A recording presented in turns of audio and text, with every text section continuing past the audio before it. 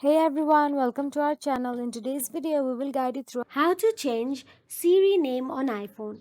So let's get started. First of all you have to do is open the Settings app on your mobile device. Inside Settings app, scroll down and tap on the Accessibility option available there. Now, once inside the Accessibility, again scroll down and look for the Vocal Shortcuts option available there and simply tap on it. Now here tap on the Set Up Vocal Shortcuts. Then tap on the Continue option available there.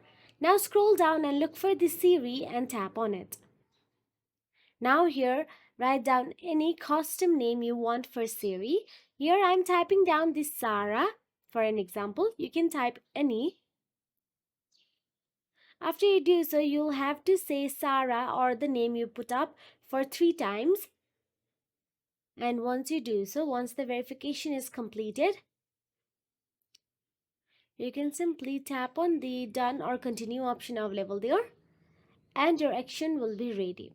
Now go back to the home screen or called out the name you just put up on your Siri. Here I am saying the Sarah and then it will be available on your screen.